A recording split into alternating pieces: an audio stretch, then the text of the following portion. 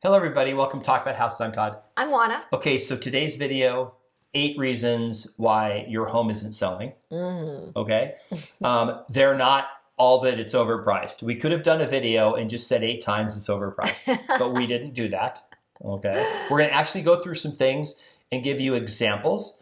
We know this topic very well because, as you probably know, we have done thousands of listings. That's what we do is thousands Yes. of these. So we know, we always try to stop these ahead of time. And this a lot of times is that conversation that we have with the seller at the first meeting when we go through and we run into maybe some of these things that we have to talk about these preemptively. Right. Okay, so number one. Number one is the photos in the listing are not very good. Right. Why is that important? So first of all, the photos need to be good. Now, what I mean by a good photo is the property has to be shown in its best light. That means nothing on the kitchen counter, nothing on the bathroom counter. I know that, your towels are beautiful, but they're not beautiful and they're piled up, in front of the shower, things like that. So the house has to look good. Those photos need to be good. They need to have good lighting because nobody wants to look at these photos on their phone or on their iPad and see a dark, cavernous place. They want to see light. They want to see life. So the photos have to be good. So bad photos, those are a no-no. Okay, here's a perfect example of that. We got a bank-owned listing. It was in Las Vegas. It was actually in very good shape. It was in the south part of town, and it was every room was a different color, and it was substantially different. Meaning there was an orange room, a blue room, a green room, a purple room, a navy blue room. It was really a yellow room. It was really horrendous. And every time you flip pictures, the colors were all different. We priced the house literally. It was like this. Remember, this is the bottom of the market. It was 185, so it was an above average house at the time. It was literally perfectly comped. Like it should have just sold in a week for 185. We got like no showings, no phone calls, no nothing. Like nobody showed this house. We actually, our first broker price opinion back to the bank, we said, we need to paint the house. Okay, you ready for this? We got the bank to give us permission to have it painted, which they paid for. I think we sold it in a week. Yeah. It literally, as soon as it was painted, it flew off the market. So we call it neutralizing a house. Yep.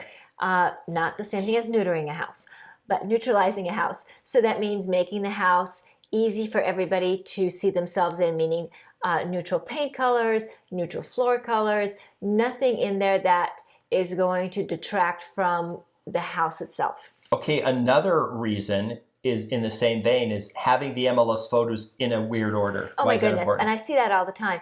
So, it's really important that those photos in the MLS that eventually flow out to all kinds of websites be in a reasonable order, because as people are flipping through the photos, this is taking them through the property. So it doesn't make a whole lot of sense if the first photo is of the front door, the next photo is of a bathroom, the next photo is a kitchen, the next photo is a backyard, after that you got a bedroom, then you've got some other space. It confuses people, and people are not particularly patient. They have a lot of choices, so they're going to move on. So make sure that the photos are in a logical order. Yeah, okay, that's pretty straightforward. Property description that's underwhelming. This is actually very important. People read those things, right? Right. So the property description, it's not just about the 4 walls, right? It is about the lifestyle. So describe the property, and saying that it's pretty or that it's quaint or things like that, that doesn't describe anything, okay?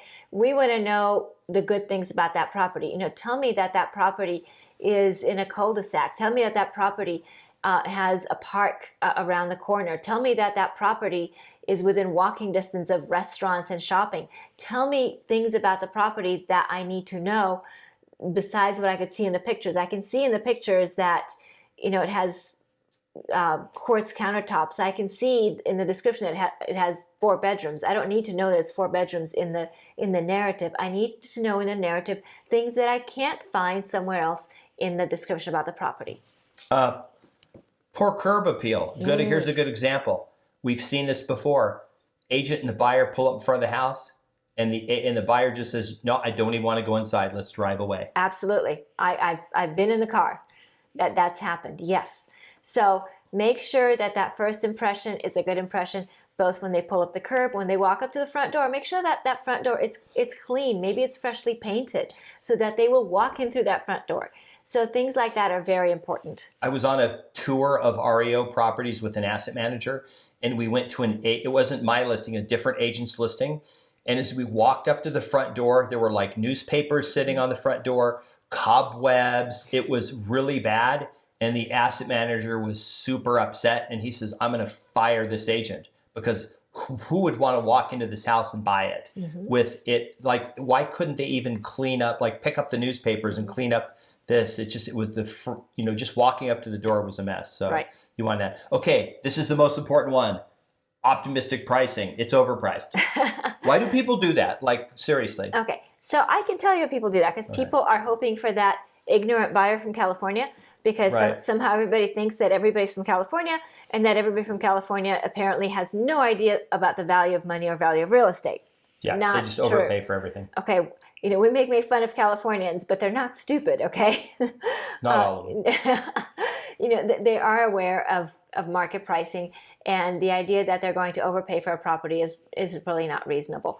The other reason why people have optimistic pricing is that they want to leave themselves room to negotiate, and that's fine in some cultures, but that's not the culture here in the U.S. We do not negotiate by that much. We'll negotiate a little bit around the edges, but we're not talking that we're going to give you, 70 cents on the dollar. That's not the way it is. It is that way in some cultures, but not here. So be aware of the culture and price the property accordingly. Okay, here's another one. Rooms that have no purpose, or like, what are they for? Right. Like, what would you use them for? Right. Functionally, let's call it functionally obsolescent rooms. Right. So that really is something very telling about a property, that it just doesn't fit into anything. And people want to be able to come into a property, see themselves in it, and that's when they'll make an offer. But when you have rooms that really don't have a purpose, you have to either give them a purpose or make them in some way attractive to a buyer. So it may take a little bit of creativity on your part and the part of your agent, maybe some staging. So make every room have value. The next one, non-existent staging. Right. More important for luxury homes or higher end homes, right? But I think it's very important for every home. And staging doesn't mean that you have to hire somebody, right? Staging a lot of times just has to mean that you declutter and you get rid of things that are superfluous. So let me give you an example. I walked into a home and it was lovely. It really was. It was so pretty. And it had this amazing view of the city. My goodness, the view was $1 million view. And I walked in and there were 2 love seats. And one love seat faced the sofa, fair enough. The other love seat backed up to this panoramic window. So it covered up this panoramic window. Now the person living in the house was one person. There were no other persons in the house. So he didn't need 2 love seats. So what I suggested is, pick whichever love seat you like, situate it in front of the television, but do not cover up that panoramic window. Take one of the love seats and put it out in the garage, give it away, sell it, I don't care, but you cannot cover up that panoramic window. What was the list price on the house? $1.5 million. Oh yeah, you definitely don't want to mess up that. People paying that in Vegas are paying for the view. Okay, but remember that's what I began by saying. It had this amazing $1 million view. Right. Yeah. That was the first start, because you're right. If it wasn't for that view, that would have been a $500,000 house.